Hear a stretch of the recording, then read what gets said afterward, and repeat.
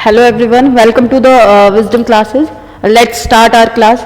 Same इसमें वही हमारी जो क्लास है वो एनए टेक्निकल और आर्मी एयरफोर्स उन सब के लिए इंपॉर्टेंट है, ठीक है। तो हिंदी और इंग्लिश दोनों में दे रखा है, वैसे ही आपको एक्सप्लेन करूंगी। तो बिना टाइम वेस्ट के शुरू करते हैं। चलो, आज का फर्स्ट क्वेश्चन जो है वो आपका क्या है। Here is the first question, which of the following infectious disease spread through air. इनमें में से कौन सा संक्रामक रोग है जो हवा के थ्रू फैलता है भाई? ऐसा कौन सा है जो हवा से फैल जाता है? प्लेग, टाइफाइड, ट्यूबरक्लोसिस या इसको टीबी कहते हैं शॉर्ट में, या फिर कॉलेरा, हैजा। तो 2 सेकंड ले लो, 2 मिनट है, 2 सेकंड, सिर्फ 2 सेकंड, इतने का ही है ये क्वेश्चन। और जल्दी मुझे बताओ करेक्ट आंसर क्या होगा, ए, बी, सी या डी, जल्दी बताओ।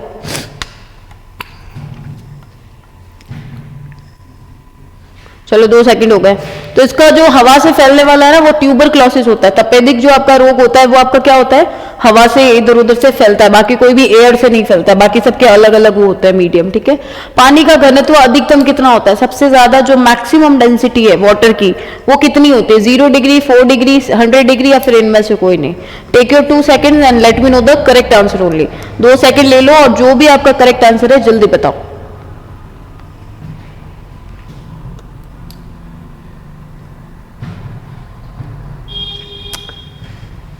क्या हो जाएगा? पानी का जो मैक्सिमम, अच्छा पहले मुझे ये बता दो डेंसिटी क्या होता है। डेंसिटी आपका होता है घनत्व, ये क्या होता है? द्रव्यमान बटा आयतन। द्रव्यमान बटा आयतन। अगर मैं इंग्लिश में बात करूं तो क्या हो जाएगा? मास अपॉन वॉल्यूम हो जाएगा। ये फॉर्मूला होता है आपके डेंसिटी फाइंड आउट करने का। तो जो अब हमसे पूछा है कि इतना इसका जो टेम्परेचर होता है, water has maximum density at what temperature, उसकी कौन से टेम्परेचर, मतलब इनमें 4 हमें वैल्यू दे रखी है कि किस टेम्परेचर पर वाटर की डेंसिटी सबसे ज्यादा होती है। तो वो आपकी किस पे होती है? 4 डिग्री सेल्सियस। करेक्ट आंसर जो आपका आएगा वो आपका क्या हो जाएगा? Option number B. नेक्स्ट, सूखे हुए किशमिश पानी में डालने पर फूल जाता है, ऐसा क्यों होता है? रात को किशमिश को डालो या फिर सुपारी को भी देखना, आप जब पानी में डालोगे रात भर उसको हम छोड़ देते हैं तो सुबह तक वो फूल जाती है, ऐसा क्यों? What is the reason? 4 option दे रखे हैं, बताइए।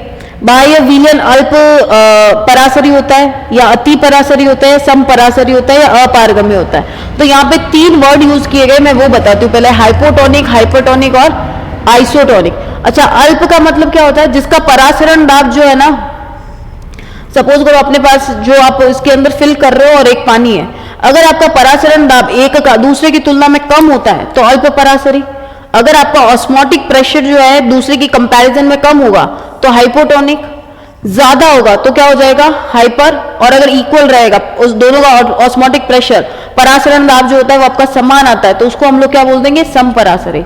अच्छा, अब इसने बोला पानी के अंदर आपको सुपारी, इसको किशमिश को भिगोना है। तो जैसे आप इसके अंदर डालोगे ना तो क्या होगा? ये पानी जो होता है धीरे धीरे करके इसके अंदर क्या कर लेता है? एंटर हो जाता है, किशमिश के अंदर आपके चला जाता है। तो आपको पता हो तो लिक्विड हमेशा उच्च सांद्रता से निम्न सांद्रता, मतलब high concentration to low concentration जाता है। अब ये किशमिश आपके पहले इसकी थी साइज की, फिर जैसे इसमें पानी एंटर करेगा तो इसकी साइज फूल जाती है, बड़ा हो जाता है, क्योंकि पानी जो होता है इसके अंदर अपना स्पेस क्या कर लेता है? ऑक्यूपाई कर लेता है। तो अंदर जो आपका परासरण दाब था वो पहले की तुलना में क्या हो जाएगा? बढ़ जाएगा ना। तो इसका जो करेक्ट आंसर होगा वो आपका क्या हो जाएगा? Option number B. अच्छा, परासरण जो दाब होता है इसको पाई से रिप्रेजेंट किया जाता है और इसका फॉर्मूला होता है CRT। सी आपकी कंसंट्रेशन सांद्रता, आर होती है गैस नियतांक, गैस कांस्टेंट जिसकी वैल्यू ये होती है, और टी आपका टेम्परेचर हो जाएगा, ठीक है। होता क्या है परासरण दाब? वही परासरण दाब जैसे यूज मतलब एक के कंपैरिजन में हम जो एक्स्ट्रा, आप जो भी एक्सटर्नल फोर्स लगाते हो उसको हम बोलते हैं, ठीक है। नेक्स्ट, डेसिबल इज, डेसिबल क्या होता है? अब ये तो बच्चों वाला क्वेश्चन है, मैं नहीं इसमें टाइम लेने वाले, ठीक है। आपके ध्वनि स्तर का क्या होता है? मापक होता है। साउंड्स को किस में मेजर किया जाता है? आपके डेसिबल में किया जाता है, जिसको हम लोग डीबी से रिप्रेजेंट करते हैं। तो करेक्ट आंसर आपका क्या हो जाएगा? Option number C. Next now, dash तापमान पर सेंटीग्रेटेड और फ़ारेनहाइट। अच्छा भाई, डिग्री सेल्सियस और डिग्री फ़ारेनहाइट, ये बोल रहे हैं इन 2 पैमानों में जो अंतर होता है वो कितने का होता है? जल्दी बता दो। 37 डिग्री का होता है, 98 पॉइंट इतना डिग्री, 273 डिग्री या फिर -40 डिग्री। 2 सेकंड्स ले लो और करेक्ट आंसर बताओ जल्दी, क्या आएगा? ABCD में से क्या करेक्ट आंसर होगा इसका? बता दो मैं। इसका करेक्ट आंसर आपका ऑप्शन नंबर डी होगा कि भाई डिग्री सेल्सियस और डिग्री फ़ारेनहाइट। आपको पता हो तो टेम्परेचर को मापने की 3 यूनिट होती है, तापमान को मापने की 3 यूनिट होती है, केल्विन के से दर्शाते हैं, डिग्री सेल्सियस, और डिग्री क्या होती है, फ़ारेनहाइट। केल्विन हम लोग कहाँ पे यूज करते हैं, जब बहुत ज्यादा आपके जैसे सपोज करो भट्टी वगैरह, फर्नेसेस वगैरह जो होती है, तो उनका जो टेम्परेचर होता है ना वो आपके केल्विन में मेजर होता है। फिर उससे थोड़ा कम आ जाओ, लो लेवल पे, जैसे पानी का बॉइलिंग पॉइंट है वो है, तो थोड़ा हो, तो उसको हम करते हैं डिग्री सेल्सियस में। और डिग्री फ़ारेनहाइट क्या होता है, जैसे बुखार, फीवर वगैरह, ये जो बहुत स्मॉल ये होते हैं उनको, ठीक है। अगर एक ज्यादा याद रखने चाहो तो ये याद रख लेना फॉर्मूला कि केल्विन को डिग्री सेल्सियस में कन्वर्ट करना है, तो ये फॉर्मूला होता है। और अगर आपकी डिग्री सेल्सियस को फ़ारेनहाइट में कन्वर्ट करना है तो आपका ये फॉर्मूला होता है, ठीक है। ये दो फॉर्मूला इंपॉर्टेंट है, इन पे बहुत सारे क्वेश्चंस पूछे गए आते हैं। केल्विन में देके बोल देंगे डिग्री में करो या कोई भी। चुंबकीय क्षेत्र होता है, मैग्नेटिक फील्ड जो होती है वो आपकी क्या होती है भाई, वेक्टर क्वांटिटी होती है, स्केलर होती है, दोनों ही होती है, दोनों में से कोई नहीं होती। सदिश, अदिश क्या, तो पहले मैं स्केलर और वेक्टर आपको एक्सप्लेन कर देती हूँ। स्केलर मतलब अदिश और ये हो जाएगा आपका सदिश। तो जैसा नाम है वैसे पता चल रहा है, अदिश मतलब जिसमें कोई दिशा नहीं होती, खाली आपका मैग्नीट्यूड होगा, अमाउंट होगा। इसमें क्या होगा, मैग्नीट्यूड और ये दोनों प्रेजेंट होता है। तो अब हमसे मैग्नेटिक फील्ड के बारे में पूछा है, तो आपको पता है तो मैग्नेटिक फील्ड जो होता है एक पर्टिकुलर डायरेक्शन में होती है ना, उसमें डायरेक्शन होती कि नहीं होती है, तो आपकी एक ऐसी क्वांटिटी हो जाएगी vector quantity. Option number A is the correct answer. Next now, निम्न में से किस उत्प्रेरक की उपस्थिति में प्रकाश संश्लेषण होता है, फोटोसिंथेसिस, जिसके थ्रू सनलाइट आती है, पौधे अपना फूड वूड वगैरह बनाते हैं, उनकी ग्रोथ वगैरह होती है, तो किसकी उपस्थिति में होता है, हरे पौधे की पत्ती में उपस्थित क्लोरोफिल के कारण, मृदा में जल के कारण, प्रकाश ऊर्जा के कारण, या कार्बन डाइऑक्साइड के कारण। तो इसका जो करेक्ट आंसर आएगा ना वो आएगा ऑप्शन नंबर ए, कि वो जो एक्चुअल में क्लोरोफिल होता है ना यहाँ पे as a catalyst, as a उत्प्रेरक आपका काम करता है। उत्प्रेरक क्या करता है, या तो आपकी अभिक्रिया की दर को घटा देता है या फिर अभिक्रिया की दर को बढ़ा देता है, ठीक है। तो यहाँ पे क्लोरोफिल आपका आंसर हो जाएगा। कहाँ पे प्रेजेंट होगा, वो हरी पत्तियों में होता है, ठीक है, green leaves. Which of the following is an example of renewable source of energy, बताइए इनमें से ऊर्जा का नवीनीकरण कौन सा स्रोत है, तो सौर ऊर्जा है, ठीक है। ये कुछ है नहीं कि मैं इसमें टाइम अपना वो करे, है ना। रासायनिक ऊर्जा यांत्रिक ऊर्जा में परिवर्तित होती है, बताइए भाई ऐसा इनमें से चार में से कौन सा बेस्ट ऑप्शन है जिसमें आपकी केमिकल एनर्जी को मैकेनिकल एनर्जी में कन्वर्ट किया जाता है। डायनेमो में, इलेक्ट्रिक मोटर में, इलेक्ट्रिक सेल में, या ह्यूमन बॉडी में। इलेक्ट्रिक सेल का तो आप ध्यान रखना, इसमें क्या होती है केमिकल एनर्जी जो होती है उसको इलेक्ट्रिकल एनर्जी में कन्वर्ट किया जाता है, किसमें, इलेक्ट्रिक में पूछा जाता है, ठीक है। रासायनिक ऊर्जा को विद्युत ऊर्जा में कन्वर्ट किया जाता है। इसका करेक्ट आंसर आपका ह्यूमन बॉडी होगा, है ना। यही आपके करता है जो भी हमारे केमिकल्स वगैरह जो होते हैं जैसे HCl वगैरह ब्ला ब्ला ब्ला, तो इससे हमें काम करने में एनर्जी मिलती है, कोई विद्युत धारा करंट वरंट थोड़ी निकल रहा है अपनी बॉडी से, है ना। तो यांत्रिक ऊर्जा होगी mechanical energy. Next, sodium carbonate को वॉशिंग सोडा कहते हैं, फॉर्मूला क्या होता है Na2CO3। लेकिन अगर ज्यादा डीप में पढ़ो तो इसमें जो होते 10 आपके पानी के मॉलिक्यूल भी क्या होता है, प्रेजेंट होता है, इसीलिए आप लोग देखना ये थोड़ा वो होता है। तो washing soda option number B is the correct answer. Next, पानी की बूंदे गोल की होती है भाई, वाटर ड्रॉपलेट्स जो होती है उनके स्फीयर या वो इस तरीके का होने का, राउंड शेप होने का कारण क्या होता है, फ्लोटेशन, सरफेस टेंशन, कैपिलरी, या रिक्वायरमेंट। प्लवन, पृष्ठ तनाव, केशिकल, या हिंदी में दे रखी है टर्म्स, ठीक है, आप देख लो। तो करेक्ट आंसर मुझे बता दो इन चारों में से आपके कौन सा हो जाएगा। इसका आंसर पहले बताती हूँ फिर ये बताती हूँ होता है क्या। ये होता है आपके सरफेस टेंशन, पृष्ठ तनाव की वजह से। ये ऐसा किस लिए होता है आप लोग देखना, अगर सपोज करो यहाँ पे अगर कोई है प्रेजेंट है तो पानी है, ठीक है, सपोज करो पानी की एक ड्रॉप है, तो सतह पर ये क्या करेगी, खाली यहां से ये क्या करेगी, फोर्स फील करेगी। ये सपोज करो मैंने कंटेनर लिया, इसमें मैंने पूरा पानी फिल कर दिया, तो यहाँ पे जो अणु होंगे ना, जो एटम्स होंगे, वो खाली अपने चारों तरफ से क्या करेंगे, फोर्स फील करेंगे, यहाँ से उनकी तरफ कोई फोर्स नहीं लगेगा। लेकिन सपोज करो अगर कोई एक यहाँ पे प्रेजेंट है तो उसके चारों तरफ क्या होता है, फोर्स लगता है कि नहीं लगता है। तो इस तरीके की ये जो सतह वाले होते हैं ना, ये एक यहाँ पे स्ट्रेस अपना फील करते हैं कि भाई ये फ्लोट कर रहा है, तैर रहा है। अब वो पानी के ड्रॉपलेट्स इसके पे फोर्स लगा रहे, इसको नीचे खींचते हैं, जबकि ऊपर कोई फोर्स लग नहीं रहा, तो ये ऊपर जाने का ट्राई करता है। तो इन दोनों के बीच में एक टेंशन क्रिएट हो जाती है, एक तनाव उत्पन्न होता है जिसको हम पृष्ठ तनाव कहते हैं। और आपकी पानी के गोल होने का कारण यही है, ठीक है, बूंदों का, पानी का नहीं, पानी के बूंदों का। एंजाइम्स जो होते हैं वो क्या होता है, तो एक तरीके के प्रोटीन्स होते हैं, ठीक है। चले, डेंड्राइट्स किस में प्रेजेंट होते हैं भाई? बैंडेड मसल्स में होते हैं, ब्लड में होते हैं, न्यूरॉन में होते हैं, या कार्डियक मसल्स में होते हैं? न्यूरॉन, तंत्रिका तंत्र, नर्वस सिस्टम, आया याद आया? कुछ इस तरीके का स्ट्रक्चर होता है आपका, है ना, कुछ इस तरीके का। तो डेंड्राइट जो होते हैं सबसे लास्ट में यहाँ पे प्रेजेंट होते हैं। ये डेंड्राइट्स क्या काम करते हैं? आपके जितने भी सिग्नल होते हैं ना वो पूरी बॉडी के अंदर, तो सिग्नल्स का जो इधर उधर होता है, एक्सचेंज होता है, वो आपके कौन करता है? डेंड्राइट्स करते हैं। तो ऑप्शन नंबर क्या हो जाएगा इसका? कहाँ गया? न्यूरॉन।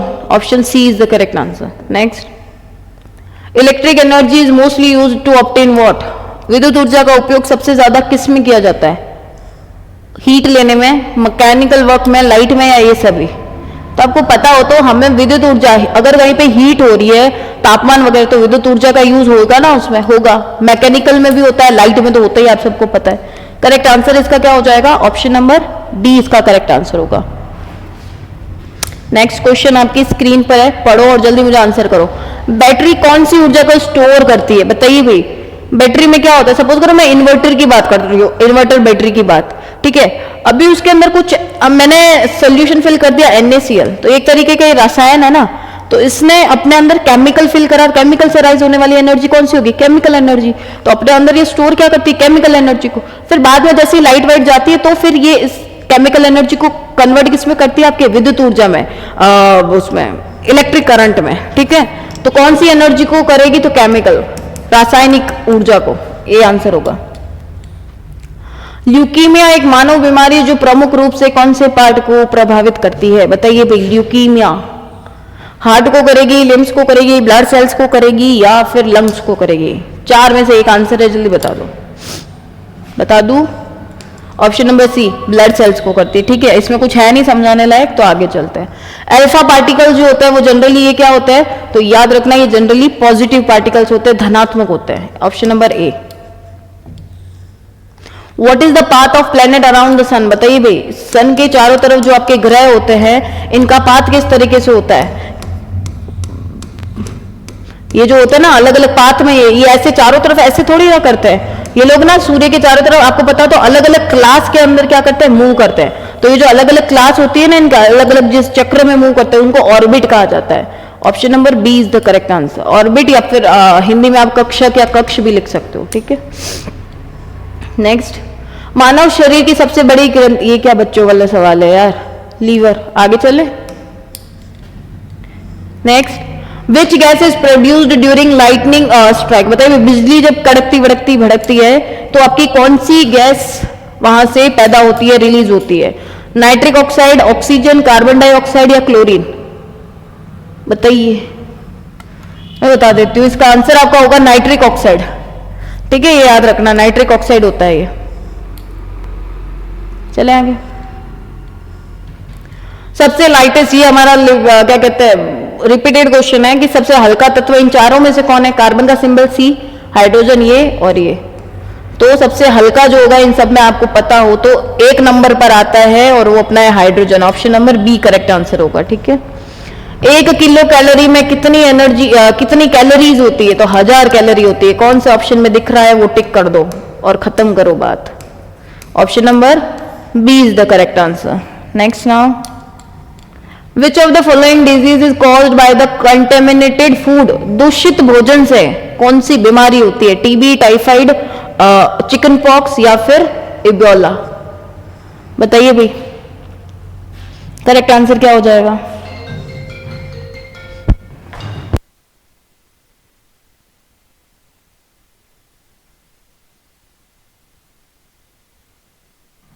तो इसका जो करेक्ट आंसर होगा क्या हो जाएगा? टाइफाइड होते हैं ना, पता है ना, हेजा, दूषित वो मक्खियां वक्खियां, नहीं मक्खियों से होता है, बट हाँ ठीक है, टाइफाइड होती है इसका करेक्ट आंसर। नेक्स्ट चले।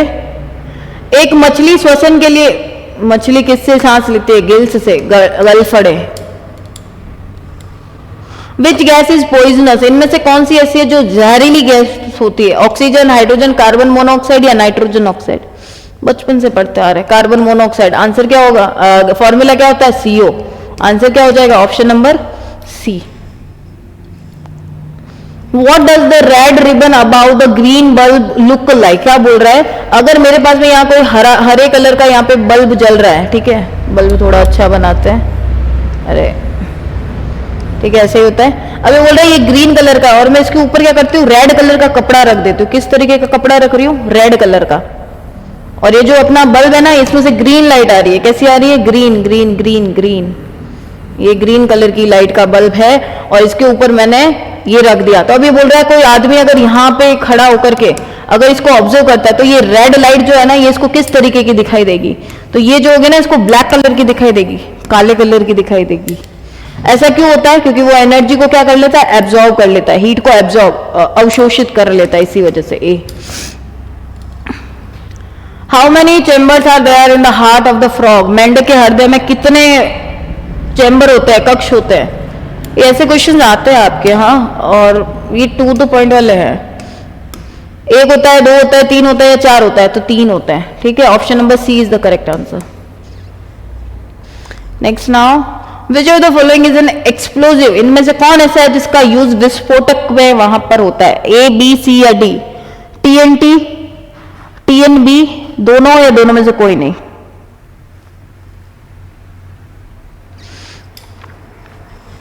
तो इसका जो आंसर होगा ना, ऑप्शन नंबर सी होगा। टीएनटी तो मुझे याद है, ट्राई नाइट्रो टोलुइन करके कुछ होता है। टीएनबी, ट्राई नाइट्रो बी का कुछ देख लेना, कुछ है एक, है ना, ये आप देख लेना।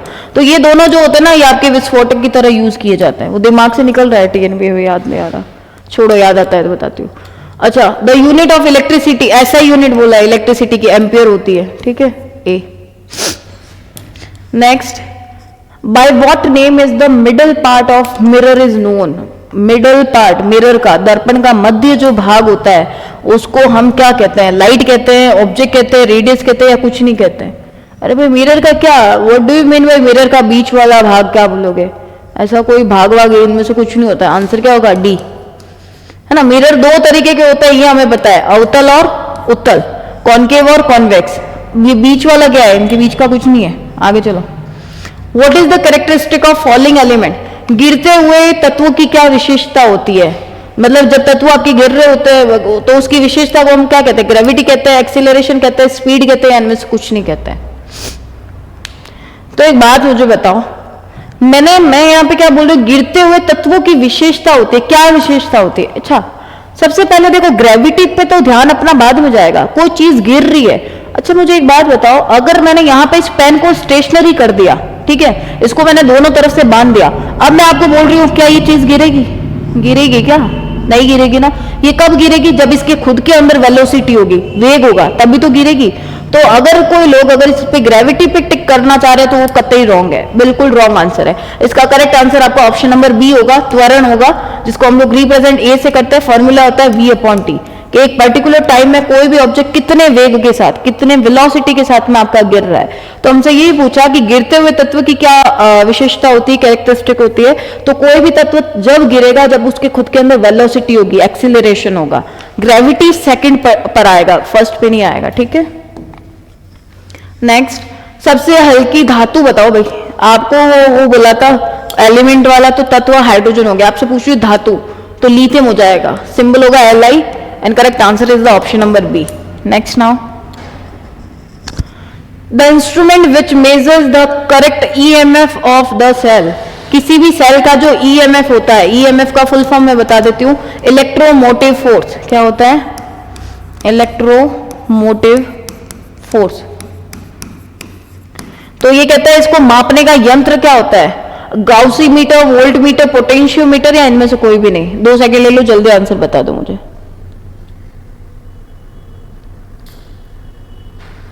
करेक्ट आंसर क्या आ जाएगा, ए, बी, सी और डी में से जल्दी बताओ। मैं 2 सेकंड में पानी पी के आती हूँ तब तक, ठीक है।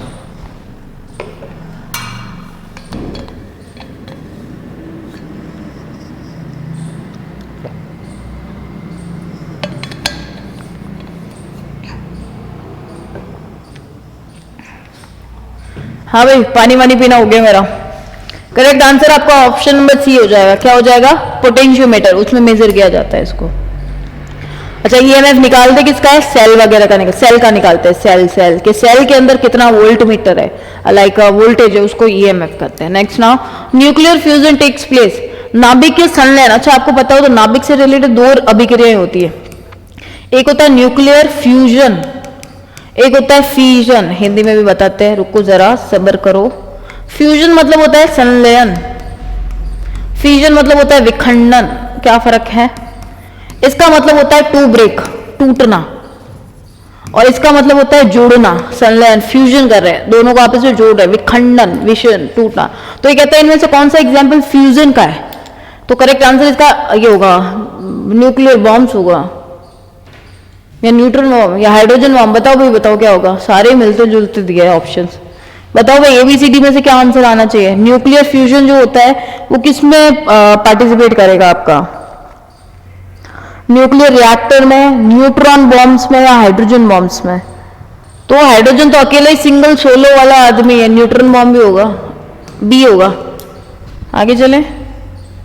From which organism did mammals evolve? इन स्तनधारी जीव किन से विकसित हुए? किन से हुए भाई? रेप्टाइल से हुए हैं, एम्बीबियन से हुए हैं, एम्फीबियन से हुए हैं, फिशेस से हुए हैं, सरीसृप, उभयचर या मछलियां? इसका आंसर होगा ऑप्शन नंबर ए, रेप्टाइल से। सबसे पहले वही, बाद में धीरे धीरे सब उनकी उत्पत्ति होती गई। ठीक है।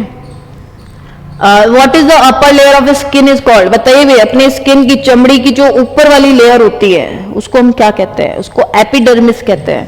कौन से में दिख रहा है? एक में ही दिख रहा है, option number A. Where does the bile secreted by the liver get collected? आपका जो यकृत से बाइल जूस निकलता है वो आपके कहाँ पे डिपॉजिट होता है? यही पूछा है, हाँ यही पूछा है। कहाँ पे होता है? लीवर में होता है, गॉल ब्लैडर में होता है, लंग्स में होता है, या किसी में भी नहीं होता है? 2 सेकंड ले लो जल्दी से, 1 2 लिखने में हो गया। करेक्ट आंसर गॉल ब्लैडर होगा। ठीक है, option number B correct answer होगा। Next, carbohydrates is found in the highest quantity in which of the following? इनमें से कौन में से किसके अंदर आपके कार्बोहाइड्रेट सबसे ज्यादा प्रेजेंट होते हैं? चावल में, गेहूं में, मांस में, या ये? बताओ भाई। मांस में तो प्रोटीन्स होता है आई गेस।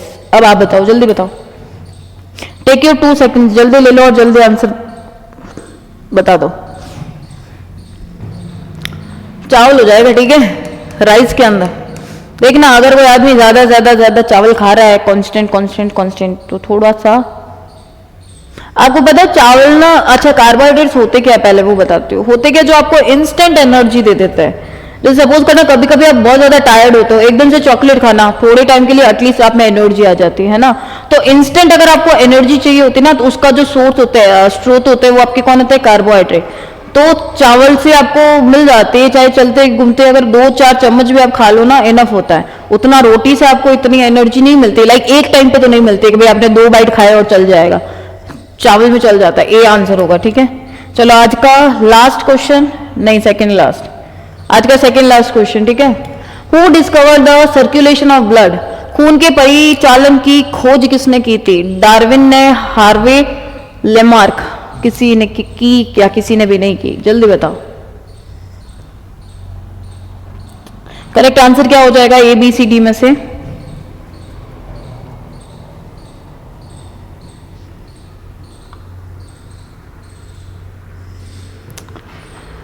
तो इसकी जो खोज की थी वो हार्वे ने की थी, डार्विन ने नहीं की, लेमार्क ने नहीं की। लेमार्क ने तो किसकी बताया था वो, कि भाई धीरे धीरे बाद में ना सब वो गायब हो जाते हैं, ऐसा कुछ, या कुछ नए वो है ना। जैसे जिराफ वाला एग्जाम्पल था कि भाई पहले खाना अवेलेबल नहीं था तो जिराफ ऐसे मुंह ऊपर करके खाते थे, ऐसे करते करते करते करते फिर जनरेशन आई तो उनकी फिर बच्चों में उनकी लंबी गर्दन ही वो होने लगे है ना। तो ये लेमार्क ने वो बताया करा था। डार्विन भी सब उसी से रिलेटेड है। तो हार्वे ने इसका वो किया था डिस्कवर। ठीक है, सर्कुलेशन ऑफ ब्लड का। आज का लास्ट क्वेश्चन, फिर क्लास हम यही खत्म करते हैं। क्वेश्चन क्या है ध्यान से पढ़ो, हिंदी इंग्लिश दोनों में दे रखा है। If the H+ ion of a solution is increases 10 times what will be the pH? अगर हम किसी घोल के H+ को 10 गुना बढ़ा देते हैं तो उसका pH मान क्या होगा? तो पहले तो समझो pH होता क्या है। तो pH का जो फॉर्मूला होता है ना, यही होता है, ये ठीक है। H+, ये ब्रैकेट जो होता है ना, ये कंसेंट्रेशन को रिप्रेजेंट करता है, सांद्रता को। किसको? सांद्रता को। फिर इसका नेगेटिव लॉगरिथम ले लो, नेगेटिव लेके लॉग ले लो, तो आपके पास pH का मान आ जाएगा। अब ये बोल क्या रहा है कि मैंने ना यहाँ पे इसकी जो ये पहले जो थी उसकी 10 टाइम्स मैंने ये बढ़ा दी, तो पीएच जो होगा ये क्या होगा, कम होगा, ज्यादा होगा, होगा कि नहीं होगा, कुछ होगा, क्या होगा, जल्दी बताओ। एक से बढ़ेगा, एक से घटेगा, कि कोई बदलाव नहीं होगा, या इनमें से कुछ भी नहीं होगा। ये देखो, अगर यहाँ पे -9 नहीं होता ना तो ये वैल्यू बढ़ जाती, लेकिन इन्होंने क्या करा है, यहाँ पे आगे माइनस ये होता है, ये भाई साहब यहाँ पे होता है, तो इस वजह से इसका मान जो होता है ना वो घट जाता है। Option number B is the correct answer. तो आज के क्वेश्चन कैसे लगे आपको बताना। आज हम ऐसे इतना ही करेंगे, बाकी कल और नए क्वेश्चंस के साथ हम मिलेंगे। तो आज बस इतना ही। Thank you.